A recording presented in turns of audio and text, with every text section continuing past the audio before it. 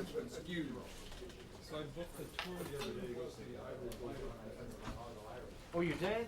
Oh, great. Little Rock. I want to make sure You that spend one day with the guy that first saw a bird, you know, the kayaker that I'm going to go turn up on alerted Cornell Laboratory Ornithology about birds. Does it come with guarantees? Did you get trip insurance? Did you get sighting insurance? I mean, what's the chances of seeing an ivory bill? Are there only two? 1.2 million. Well, look at the bright side of things. You can always claim yourself on it. I would just like to see the habitat. You're gonna carry a camera with a long land? Are you going, Bob? Yeah. Are you going down to Arkansas? I booked a tour yesterday. Good for you. So I go in March, first part of March. Oh, That's a great far time. away. That's the time to do it. All the leaves are off of the trees. I wanted to go in February because the guy that's going with me from Colorado couldn't make it. So we're going in March. Is that the same guy you went to see the prairie chickens with? No, I went to see those on my own.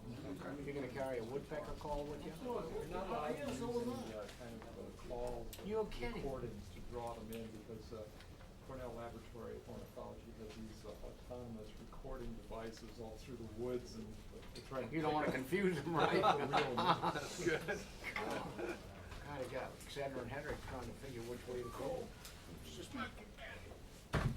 It's awful warm in here. It's frigid. To break the ice off of the chairs before we can sit down. So what do you think, if Dorn Smith doesn't make it, I could just step in? Are you throwing your candidacy up there? I'd like to see your comment. That's a State Department question, I would refer you to Yeah, the I State would Department. like to see your confirmation hearing, that's for sure.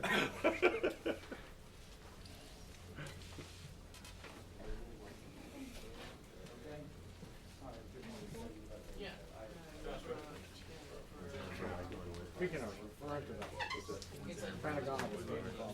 You know, if you don't get it. I think it's called roadkill. You're in Brownsville? That's good.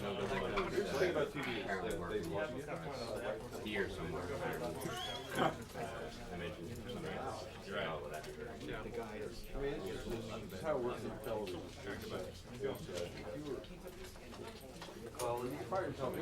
It's not just, I mean, it's not just the administration. It's working to lie.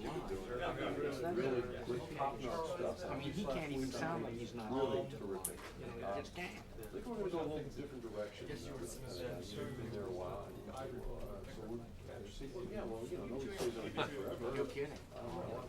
What do you got much? Well, you know, you're It would sweep through that, it would sweep through the three.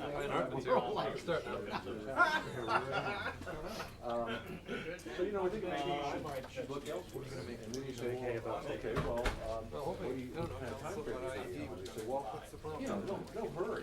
Take your time, but you don't have to be up by 5. If you can get up by noon, that's good. Thanks for my new nickname, John Boo. Security war. So what you're going to do, walk out, and by the way, we need those skills. Password's been changed. And that really helps. Then they put out a they decide to pursue other career opportunities. Spend more time with regret. Did they give you Did they do that?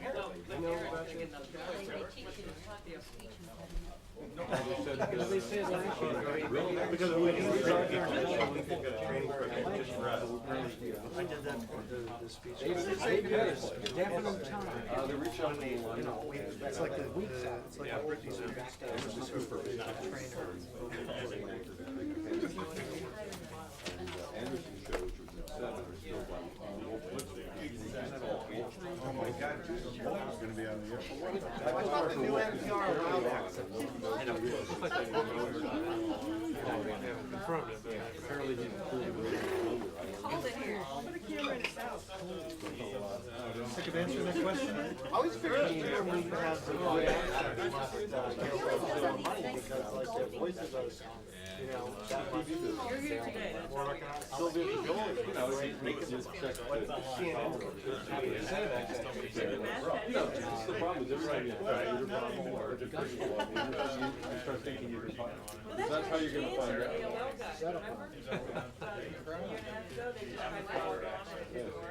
Did you see what we had? It's all the help desk. Yeah. The help desk says, oh, wait. Yes, the help desk, one board you're human resources. One was one of the hundred. Out processing.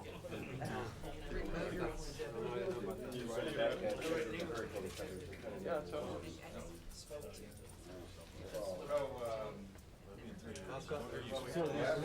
Yeah, I think he's getting stuck with a bunch of Right up until the stuff. I actually know one guy who's actually. But you know, that's what I did when I started stakeouts.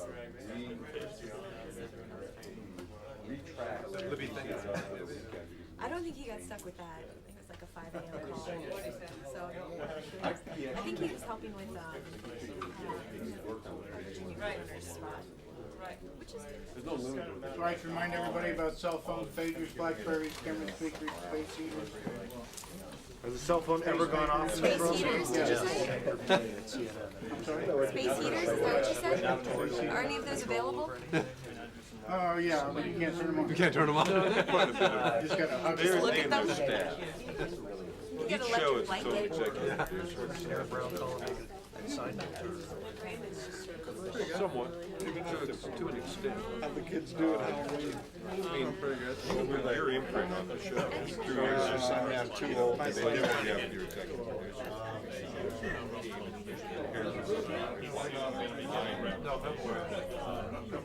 And so more and more, each show has their own resources.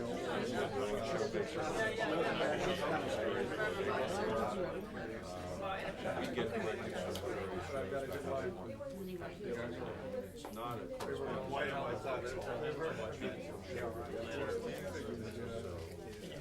like today, for instance, instead of wandering around.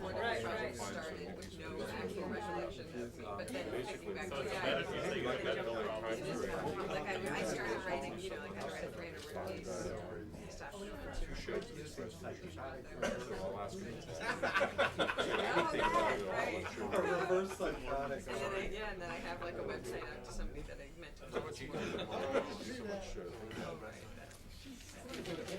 When are we gonna have a 360-degree Jamie McIntyre? When you know, having your own show is one step out the door. Jamie? Yeah, own show.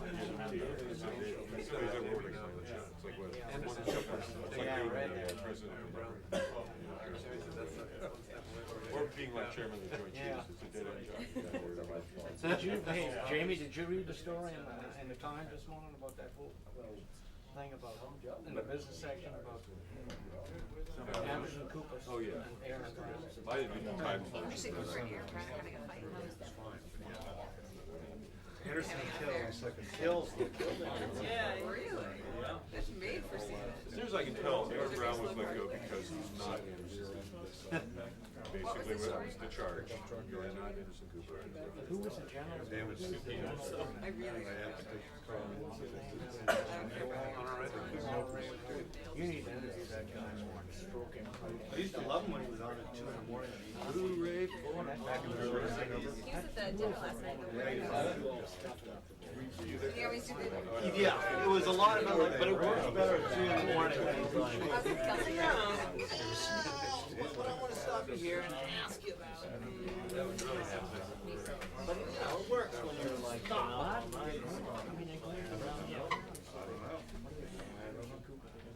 mean, a man who's not afraid. Here's Aaron from He started one of these things. Yeah, Rumsfeld. Sometimes Rumsfeld starts like 10 minutes early. Well, in fact, they all look like they're not. They're, you know, going over all the Facts, knowledge. Now, What if it's not like He's starving himself to be the coxswain on the team. And it was, you know, He did it here? now has The Yale. Oh, yeah. Right, yeah. We don't know. Because it's full of opinion. It's all opinion. It's editorial. That shit out. One thing never done. And they love it. He got it. Yeah, they fired Aaron Brown. Oh my God. It's terrible. Aaron Brown, I was Oh, we go to the class. Yeah. I was gonna mention it. This guy and this guy. So he's probably just I mean, yeah, I know. I tried It's with 10 it. o'clock. But I mean, Spend time with his family. You guys are so long. He's the future of news. I can't believe you don't like him. Aaron Brown. Yeah, there's a little bit much of that, but you know, I like how he's not so formal in how he talks, you know. It's just like an accountant. What? It looks just like an accountant. Well, I don't know about that. So wouldn't you trust me more than Aaron Brown?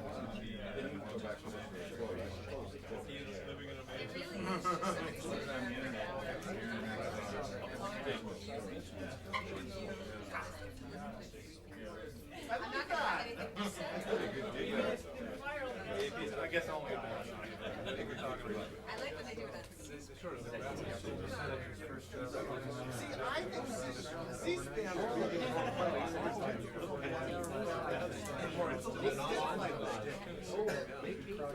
a little too my problem with C-SPAN is that they don't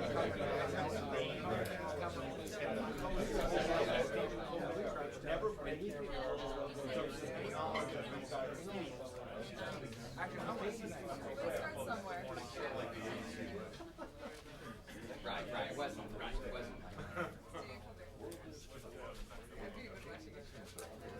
There we go. It is a lot to take. How long are you?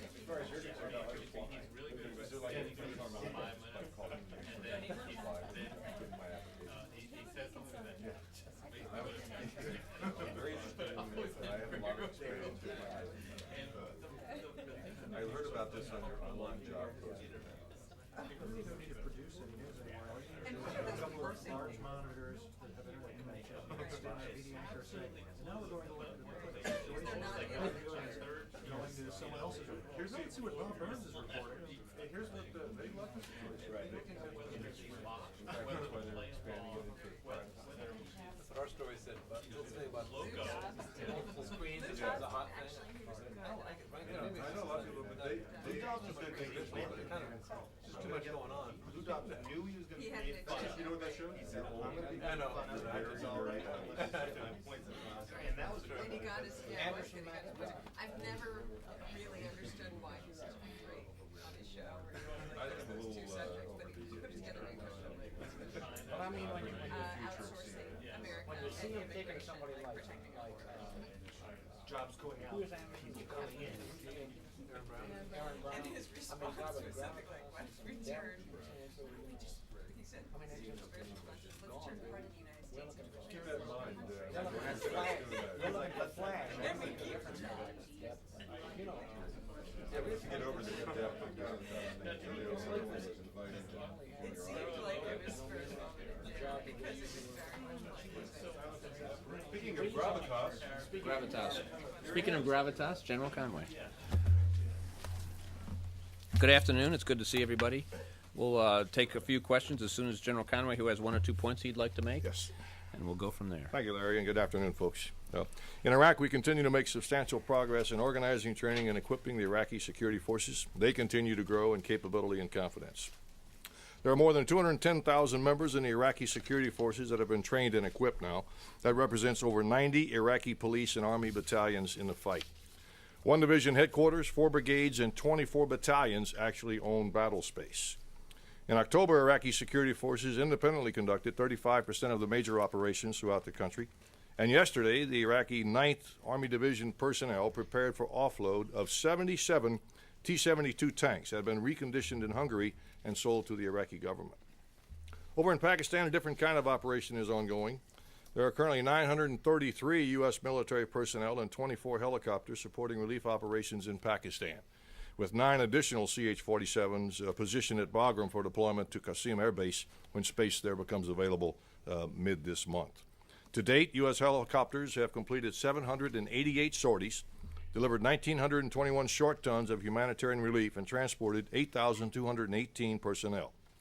DoD engineering teams are providing assistance with 60 pieces of engineering equipment and 9 more pieces en route. 6 U.S. military ships have delivered a total of 115 pieces of engineering equipment, including some being used by the government of Pakistan. The 212th MASH Hospital in Muzaffarabad has treated 485 patients, including 39 surgeries. Components for a second medical facility are en route and will be established south of Balakot. With that, we'll take your questions. Charlie. I heard the general says there's substantial progress in training and equipping Iraqi security forces.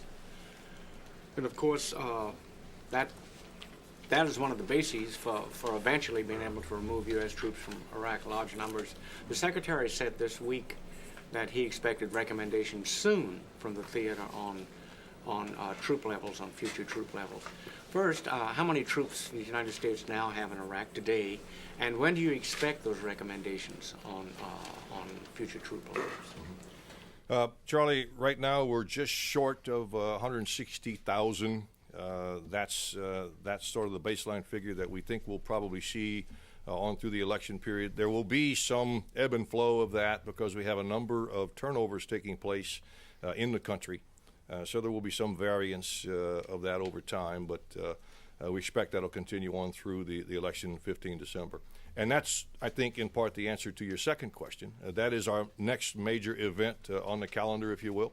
If it goes as well as previous elections have, and we have every reason to believe that it will, then I think probably in the wake of that, we'll see the commanders, General Casey and General Abizaid, reaching decision points on future forces in Iraq. Do you think you'll go down to the 138,000 soon? That was kind of a benchmark after, if you remember, after the elections last January. You said before the elections in January, you said pretty much a firm timeline on when you expected to be back down to the 138,000. Do you have any plans regarding the upcoming election on when you'd go back to the 138,000? I would say it would be fairly rapid in its development. Those units that General Casey has extended for the election or for brief periods of time afterwards. Now, there is the issue of how we get large numbers of troops out of country with our air capability, shipping capability, and that type of thing. So we'll have to handle that surge. But if you go back and check what happened after the last election, probably within a period of a month or so, we were starting to get close to those what we call steady state figures of about 138,000. Do you expect that a month or so? It will depend upon the surge and the ability, again, of the Transportation Command to manage that. There will be a number of brigades coming out based upon what has been done with extensions and so forth. But I think the answer is as soon as possible. As soon as our logistics capability will allow us to do that, we will come back to that steady state. The General Casey manages that number by working on the more or less regular flow of forces into and out of the country. We have a force rotation pattern that keeps troops there for the most part for a year, and then as those years come up, the forces that are ordered in to replace them can be moved up a little bit, and General Casey can hold off on departures a little bit, and that's how he was able to get to this level that we had for the October 15th election, and you'll see that kind of management of the force continue through the December elections, and then we'll continue with our normal force rotations as they exist. And should he desire or determine, he will make assessments and continue to make assessments, and after the elections will make assessments and may determine that he wants to have a higher number for whatever reason, have the same number, or have some other number, and that's just going to be an assessment he'll be making over time. I mean, it's just we have force flow management capabilities that he'll be able to sustain some number, and if he wants more, he can ask for more, and if he wants less, he'll ask for less. But the general seems to suggest that he expects it'll probably go based down on to the current about force flows. That's how it would happen. General Casey could determine after the elections that I want more for whatever reason, and then he'll get more. So I always want to caution people when they think that they know what's going to happen in steady state. Steady state happens to be that number that we all accept, 138,000. But I wasn't surprised that we got to 161,000 for the elections, but some of you were, and I don't want you to be surprised again when for whatever reason, General Casey says I might want more, I'll stick where I am on steady state, or I'll ask for less. And those are his three choices, and he'll have the full flexibility to achieve those levels, or we'll provide him the capability to do that. So, but based on current force rotations and the way the units are ordered in and will be ordered out, that's the way the number would shake out over some period of time post-elections. But I wouldn't want people to say, therefore, after the election, this will be the number, because you are just as likely to be wrong as right. Two principles I think apply to bring it to a close. So one is that it will always be conditions-based, based on what the commander assesses on the ground. And secondly, the president has said it, when the Iraqis are able to stand up, then we will be able to stand down. Larry, can I follow up on that question? In addition to the question of what the steady state will be after the election, there's also the question of when or if there'll be an actual drawdown, as has been referred to a number of times over the past year or so. When will that decision be made? Well, I can say there hasn't been a decision made on that to this point. It is based on conditions. The conditions include a lot of things. The political milestones that are being met are certainly part of those conditions, and they are being met. We'll have elections in December, and General Casey will have that much more understanding of how he feels. How the Iraqi security forces begin to take over areas of Iraq is another condition that General Conway's already talked about. So that it's an assessment that he'll make, and then as the Secretary said, he will make recommendations on how he feels about the steady state, which is, I think, the point Charlie was asking about. But at the moment, there haven't been any decisions made on that aspect of it. Yeah, obviously it'd be after the election, I assume, right? It wouldn't be before the election. It would be part and parcel of the question of where you go from the 160,000 or so. You go down to a steady state. Is that the same decision as when you begin drawdowns during the course of the year, or is that a separate matter? It's hard to parse these decisions. I mean, they do, because you got units that are flowing in, and it's possible to make decisions about a unit that might have thought it was going to go on such and such a date. You'd say, well, hold off. It's just too early to say. It's too early. It would not be something that you necessarily would want to segregate out as separate decisions. General Casey will kind of look at the conditions that exist, with Iraqi security forces, and make certain recommendations on the capability that he needs, and then how that capability is achieved is something that's what the Joint Staff does, along with the Army and the Marines. Larry, is the Pentagon finalizing plans to put a high-level general in charge of a IED task force, as the Los Angeles Times has reported? Well, why don't I let General Conway start, and then I'd be happy to add to whatever he might have on that. I think probably this whole effort to defeat IEDs is one of the most important things that's taking place in the building, and with the Special Task Force that General Votel has very capably headed. There are recommendations that have gone before the Joint Chiefs of Staff on how to further enhance what they're doing. There's no shortage of funding to the effort. There's no shortage of emphasis coming out of theater that encourages us to come to a solution. And it has been discussed, at least. A decision has not been made, but it has been discussed that perhaps adding a 3-star oversight to the effort might further enhance its ability to get things done. I mean, the suggestion in the article is that a 1-star, however well-intentioned, just doesn't have the juice sometimes to get things done. As a 3-star, is that perception correct? 3-stars do good work. I can tell you they got a lot of juice. But let me add to that, though. The IED task force began, I think, in the summer of '04, and it was something that was more or less given its a lot of energy by the Deputy Secretary of Defense, and it has continued to be the case. First, Paul Wolfowitz and now Gordon England have made this a priority responsibility of their set of assigned responsibilities. So it has how this department can organize and manage the challenge that we face with IEDs has been one of signal import, reflected by the fact that the Deputy Secretary of Defense has made it a priority. However, as we've learned and decided that there may be additional organizational emphasis we can put behind it, there have been these proposals to maybe elevate the officer in charge, if you will, but there's been no final decisions on that. I think everyone understands it's a difficult problem to solve. I guess, why is it so hard, and is it really something that you can solve, given the technology today and the advantage that the enemy has? It is hard. Historically, it's been hard. If you go all the way back to the British experience in Northern Ireland, they had problems with it. The Israelis in northern Israel and Lebanon have had problems with it, and we've tried to study what their experiences were and to learn from that. The task force is doing marvelous work here, I think, inside the states. There's also a great deal of effort, of course, taking place inside the theater. And it's a multifaceted problem, and there are various links in the chain that I think we look to see where can we break it and thereby reduce their effectiveness. You have to have a financier to put it all together. You have to have a bomb maker who has the expertise to actually create the device. What we found a lot of times is that one person will lay it and another person will be the initiator. Then you get to force protection methods. If it's going to happen, how do we best protect our troops against it? Through their individual equipment, through the armoring of the vehicles, which we have done, through training that allows them to understand what the current methodologies are and those types of things. So we're looking at that whole facet associated with IEDs, because it's the only tool the enemy really has left in order to be able to take us on and cause casualties. And when we defeat that one method, it's over. Just a final point on it. I mean, as the General said, it's intelligence, it's tactics, and it's equipment. And on the equipment side, the IED task force has focused on what can we do, and they're doing a lot of very important work, innovative work. They've got almost $1.5 billion to work with this year alone. So it's been an important priority, but it's a tough problem. Well, one of the critics in the article complained that why don't they have a level of effort equivalent to, say, the Manhattan Project? Yeah. Would you put this on that?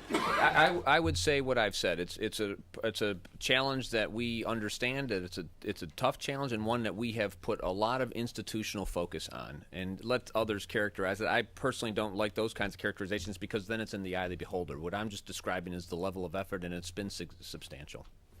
Yeah, Larry, the parents of the missing soldier in Iraq, Sergeant Maupin, are going to be at the Pentagon this week, and I'm wondering if there's anything new you can tell us about the search and recovery effort, and if you can put any sort of contours on the scale and the scope of that effort to try to find out what has happened to Sergeant Maupin. Start with that. No, I can only tell you that he is in everybody's mind. I had an opportunity to review an Army daily report yesterday, and there's a box there for Sergeant Maupin and the most recent information available. So he is not forgotten. It is one in which the commanders there are mindful of. They know that we have a missing soldier, and we're applying such capabilities we have to trying to resolve that. However, it can be resolved. So it's something of importance. There are no numbers, nothing you can tell us about what units, maybe any success they may have had, any leads? I can't, and if we have something that we could, then we will. But I'm not current on the most. I am aware that the commanders are, as the general has suggested, there's heightened awareness of that as a priority for the commanders over there, of resolving Sergeant Maupin's status. A couple of weeks ago in Iraq, their Commission on Public Integrity issued arrest warrants for about 24 people in the Defense Ministry that was under Ayad Alawi, and that was a government that was largely appointed with help from the United States. Just before we get too much further into your question, it has the sound of a long one.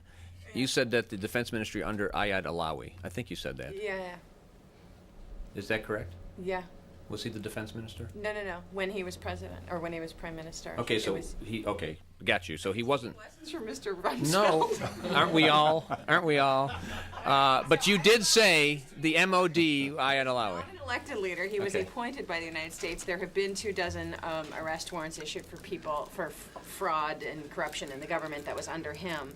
And I'm wondering if the $1 billion that was sort of in question there, was that U.S. money or was that all Iraqi money? And are there any Americans that are under investigation or participating in these investigations? Because obviously there was a heavy American presence in the CPA along with the Ministry of Defense. And what is the way forward on this? Particular interest because, of course, for the Iraqi military to be able to stand up and do this work on its own, it needs a functioning Ministry of Defense. So what is your understanding and your state of confidence in the current Ministry of Defense and the level of corruption? Yeah, I couldn't speak to the. I know that professionalizing the Ministry of Defense and the Ministry of Interior we've discussed. It's an important priority. It is among the many vital tasks that the U.S. government faces as it assists the Iraqi government transition.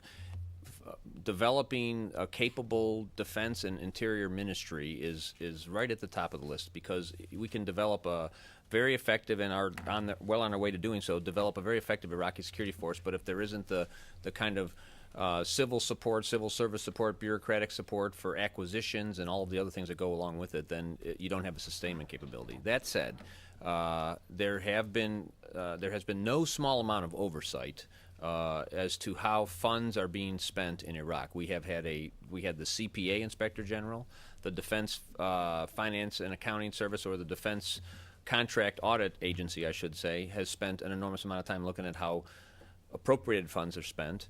I think the Special Inspector General for Iraq, who is what the CPAIG morphed into, has issued recent reports, including a compilation of previously issued reports. I don't think anybody should be dissatisfied with the level of scrutiny, and it's proper for the amount of money that we're talking about. That said, with respect to specific investigations, I'm unaware that there's anybody involved in the Iraqi investigation that's going on with respect to the Minister of Defense.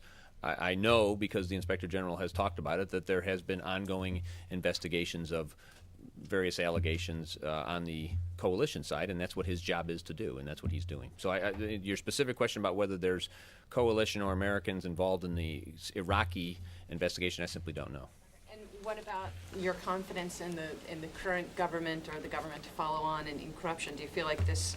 You're asking if we're confident in a government that doesn't exist? In other words, the people who will be in the Ministry of Defense after December? I'm not going to ask you that. I'm going to ask you, you're confident in the government that currently exists. It's in a the tough Department challenge, and they're of doing their Defense best. there. And the people that we work with are people that, for the most part, are very committed to the same things that the coalition is committed to, which is Iraqi government standing up and taking responsibility for that country.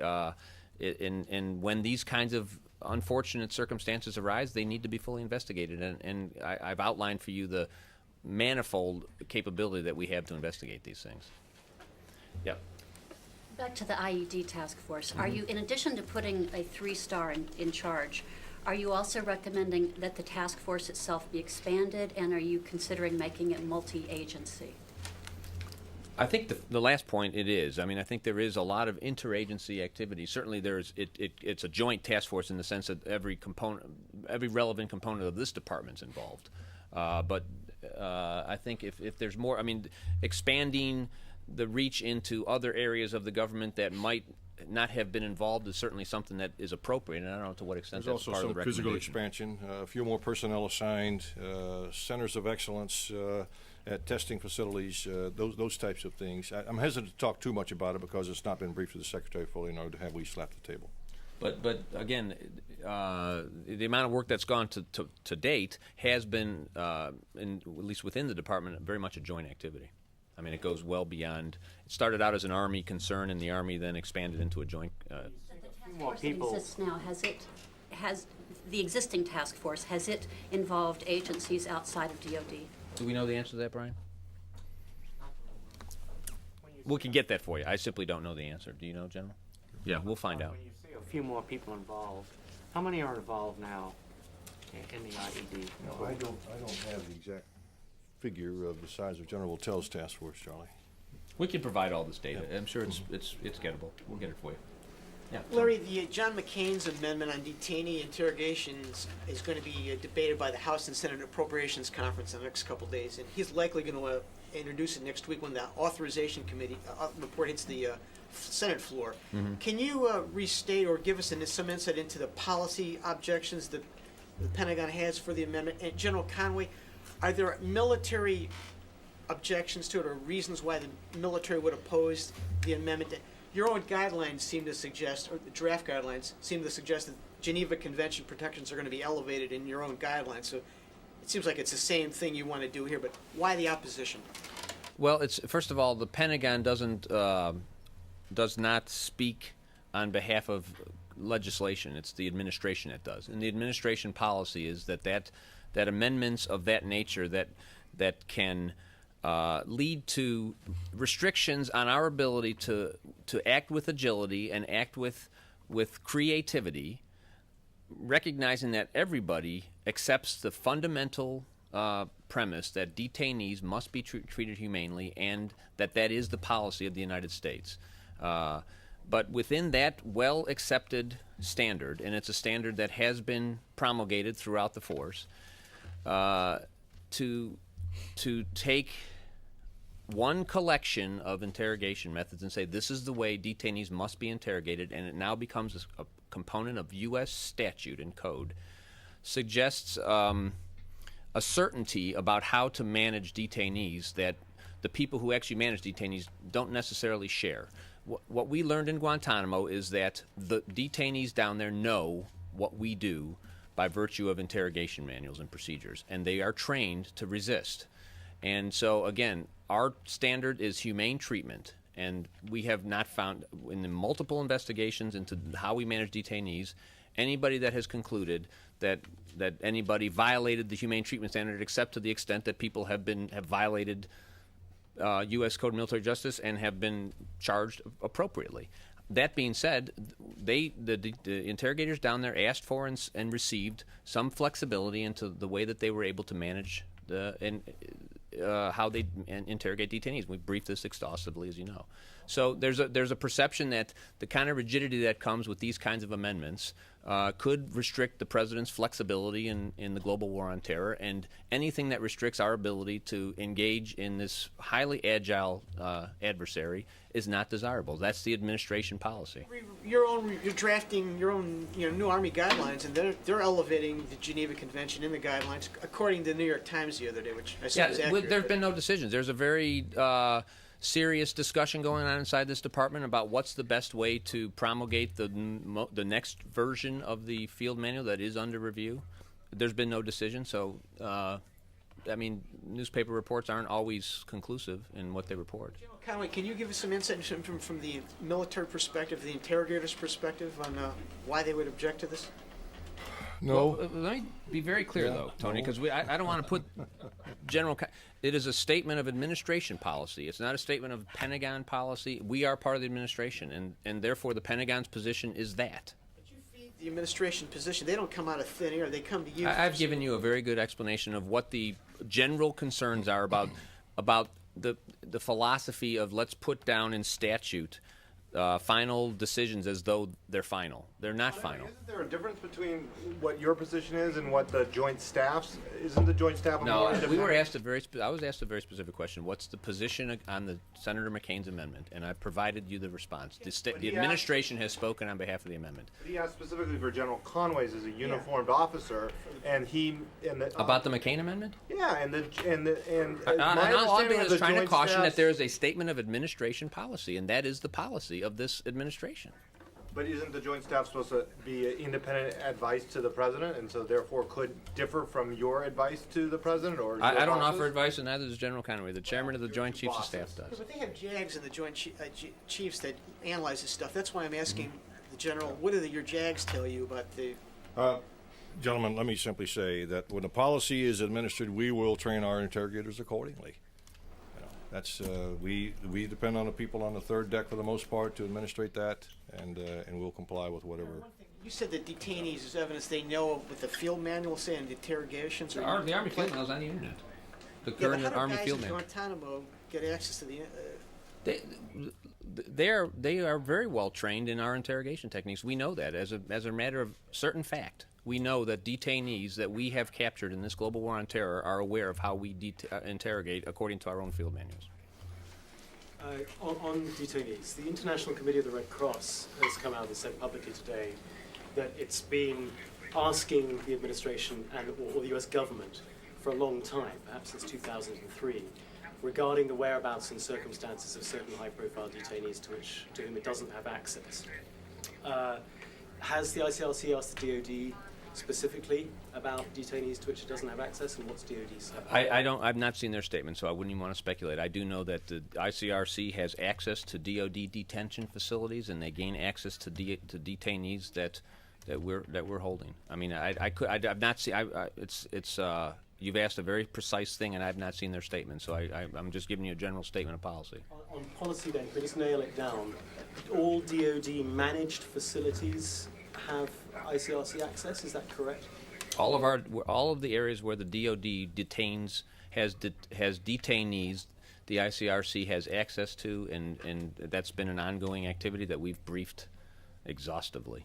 So, say in other facilities, where, for example, DoD might have a presence, I would. CRC, What other access to facilities? I don't know what you're Well, referring to. managed by other government agencies, for example. Well, I would refer you to other government agencies. But if DoD were to have a presence there. You're asking a hypothetical question. If you have a specific question, I'd be happy to try and get you an answer. Yeah. I wonder if General could just speak a little bit to the training of Iraqi forces. I know it's event-driven, but can you talk a little bit about and characterize the timeline or hope to get them to a level 1 kind of top level capability? I mean, when do you hope to get more of those done? You know, I know you all have probably seen the matrix that comes from out of theater and the 4 categories of Iraqi troops. I would focus your attention to the middle 2 sectors, which basically talk to the ability of Iraqis to operate in the fight against terrorism. The level 1 is in my mind somewhat a misnomer. Until the Iraqi army has a full logistics kind of capability. And we're in the process of building that. Now, in the meantime, does that mean that a battalion cannot fight, cannot engage alongside its American counterpart in particular in this fight? Absolutely not. As I mentioned, we have over 90 battalions engaged in the fight right now. So for folks to focus on the fact that there's maybe only 1 or 2 or 3 who are Category 1, I think is a little bit of a misread or maybe even a distortion. Is that where you start to get to where there's a correlation between reduction of U.S. troops when the Iraqi forces do get to like the level 1 though? Is that where you can start to draw a correlation between reduction of U.S. forces? No, I wouldn't hang it on that divisor on the chart. I think there's a number of impressions that the commanders on scene will be taking from Iraqis, not the least of which is leadership and experience. How do they respond after they've been blooded? Those types of things that will help us to determine when they are able to take on a fight. In fact, when General Petraeus was here, I think he talked about some level 2 units that are now in control of their area of responsibility, and by having assumed control, American forces are no longer in control of that area of responsibility. So directly to your point, that we've turned over areas of responsibility to Iraqi units that are not at level 1. So it is a much misunderstood category. But fair enough, we've discussed it ad nauseum. Maybe we've got time for 2 more here. Yeah. Manny, how about you? I wanted to ask about this escape from the detention facility at Bagram back in July. Maybe the general could explain how that happened. I mean, after all, I think that should be a maximum security facility. Was there some sort of inside, cooperation or involvement? And also, the other 3 people who escaped, what level were they? Were they also senior Al-Qaeda captives? I'm sorry, I do not have the details of the escape, and quite frankly, we probably wouldn't talk about it openly if we did. Well, but it is kind of surprising that you have a major detention facility there. It's a maximum facility, maximum security facility, and yet you have at least 1 senior Al-Qaeda person escaping from it. I mean, it begs for some kind of an explanation. I think explanations will probably be forthcoming, but I simply don't have that information to pass to you today. Larry, do you? Yeah, no, as I understand it, and this is all first information, there was a gap in a bulkhead or a fencing area that they were able to exploit, and it was a small gap, and it's apparently been addressed by now, but they escaped. I mean, prison escapes happen, even in tightly controlled prisons. They do happen. What about the other people who escaped? I don't have any detailed information. I'm not sure that even if we did, we'd provide much detail. I mean, if these are people that are in a detention facility and presumed to be bad people, and get regularly reviewed as to whether we think they're bad, and these are bad guys, and they escaped, and it's not something that should have happened, but it did. So, can't offer much more. How about last one, Al? General, can you confirm the report that officers of the former Iraqi army are being invited now to join the new army? Why? If so, why was that decision made, and how concerned are you about the reliability of those folks? We do know that it has happened. It's a conscious and independent decision that's been made by the Minister of Iraqi Defense. It could affect, we compute, as many as 350,000 Iraqi mid-grade officers, should they decide to all accept his invitation. It has potentially some positives associated with it. I understand that there is a need always for experienced mid-level officers in the Iraqi Army. A significant percentage of those, I couldn't tell you how many, would likely be Sunni, and that would make the Army more secular, perhaps, than it is right now.